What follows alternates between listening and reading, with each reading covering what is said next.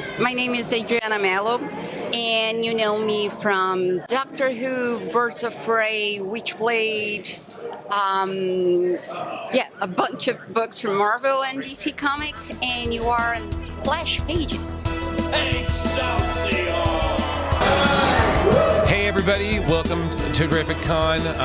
We're here doing the coverage, and we have an absolutely excellent and very patient artist here. We have Miss Adriana Melo. How are you doing today? Great. Wonderful. And besides a mutual love of Coke Zero. Oh, yes. Yes, absolutely. You know, it parches the thirst. We have a love of comics. So I want to start with the beginning. Sure. So in the beginning, you were really more of a person interested in art and whatnot. And I believe, if I'm correct, it was coloring an image from Death of a Superman, as well as an interview from an artist, Roger Cruz, that kind of was the spark. Can you elaborate on that a little bit? Sure. So growing up back in Brazil, Right. I was crazy about comic books in general and drawing. I used to spend, the entire day just on the floor and picking up pages Right. and reading and drawing and sketching. And I always wanted to be a comic book artist. Right. I just had no idea how to connect, point A Networking. to B. So at the time, I wanted to work for a Brazilian studio that is super famous and been there in São Paulo for 50 years almost. And I had never, ever read any superhero comic book. Oh, wow. Ever? Wow. Because I grew up with the message that that's for boys and you're a girl. You don't have to read that. At the time, in the 80s and 90s. Okay. I was going to say, times have changed. Yeah. Madre Dios, they changed. Good. Yeah. Okay. And at the time was the message, so I was like, okay. And I didn't read. That's why it's so crazy. Now, after all those years, looking back, I go, oh gosh, I lost so many good stories, so many awesome arcs. So what happened about the death of Superman is that one day at high school, Right. the art teacher said, okay, so that's your homework for today. You're going to buy a comic book, a superhero. She said that to the entire class, and you're going to copy.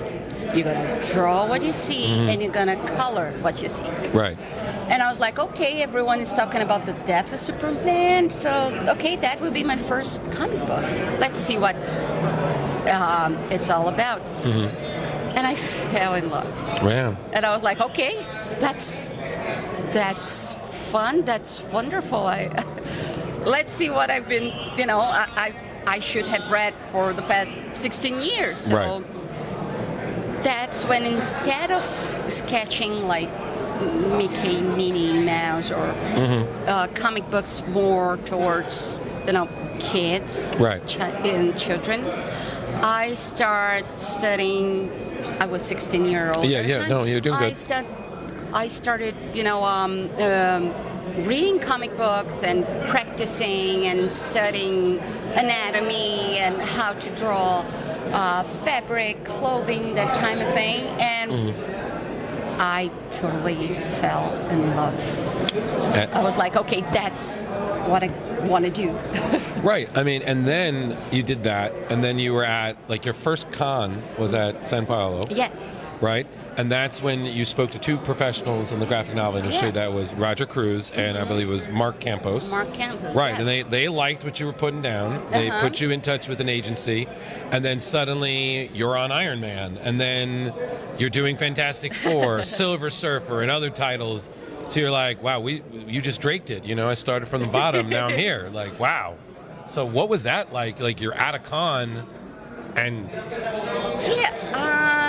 I was, at the time, I was like 17, 18-year-old. I knew, I felt like, literally like a little toddler about comics. I was learning everything. I was learning the characters and their special and important arcs and their lore and the story. So when I got to see Roger Cruz at that panel in São Paulo, and it, mind you, was like 6 months, 7 months after I read the interview, and was mind blowing. Right. You know, to when he was talking about his studio and how was his day-to-day working in comics, how he got in touch himself, how he started with comic books. And at the time, and now I'm going to feel old. No, it's okay. You can carbon date yourself here. We're all nerds of the kind. In the world without internet. I love the good dramatic effect there. Yeah.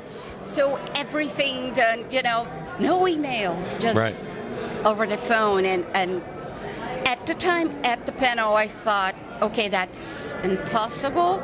But after the panel, when they saw my artwork, what I had there, and they were like, okay, you have potential. And I started doing like a trainee kind of a class at the studio they used to work. Right. And day after day, I would start realizing that, okay, I want to tell stories. Nice. I want to tell stories not just about those wonderful characters, Batman, Superman, and X-Men at the time. That's when I also start thinking about having my own characters and telling my own story. Right. So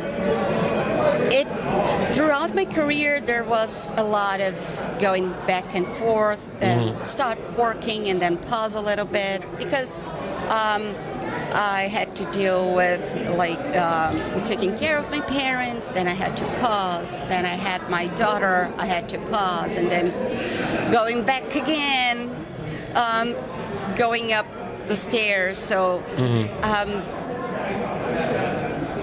that amount of love I had for telling stories through my sketches, through my artwork, and pretty much working, sketching 10 hours a day. Right. That's what pretty much put me forward and going, okay, let's go back in the ladder. Amazing. Let's go back. Yeah. So speaking of the impossible, you worked on Doctor Who. Yes. Right? So you said that was one of your favorites. You know, you worked on Doctor Who, The Lost Dimension, a lot of the Ninth Doctor, Eccleston, and then you just enjoyed the collaboration with the creators involved. Now, I have to ask, were you a fan prior to working on the series? And if so, did you have a favorite moment while working the series? Or, because we have to ask, do you have a favorite Doctor? Oh, that's easy. Okay. So, I started watching Doctor Who because all of my friends said, you need to do it. And after almost a year, I was like, okay, you guys. They beat you down, and you're like, all right, fine. At the time, David Tennant was the Doctor. Right, 10. I started with Eccleston. Yep. And the second episode with the lack of CGI, it's kind of tough, but if you persevere, the story, it gets addicting. Right. And so, going back to your question, I was a fan before working on the show. And how I got the gig was I watched Doctor Who, fell in love, was a fan, started doing fan art. Oh, okay. And one of the editors saw a couple of fan arts I did of David Tennant, my favorite Doctor. Of course. And then he really liked the artwork. He saw, we got in touch, he talked with my agent, and I started doing covers. And from that, they invite me to be on a run about the Ninth Doctor. And so I I got into Doctor Who because of Chris Ecclestone. It's amazing. Right. But what got me and turned me into absolutely in love for the series was David Tennant. The whole David Tennant and Rose. I am crazy for the entire arc. I love it. All that wibbly wobbly, timey wimey stuff.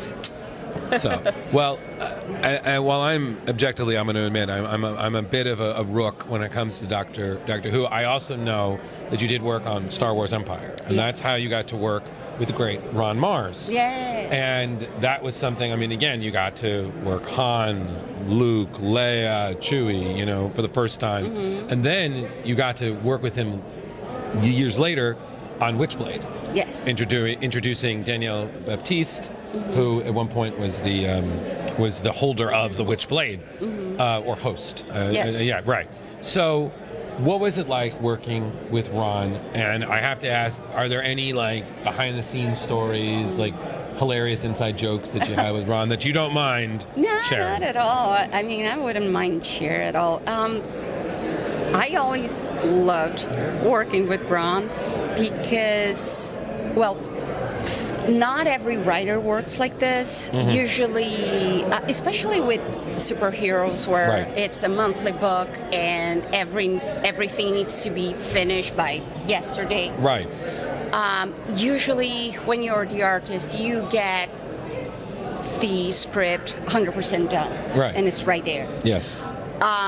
With Ron on the Star Wars Empire series, we got to have a conversation before.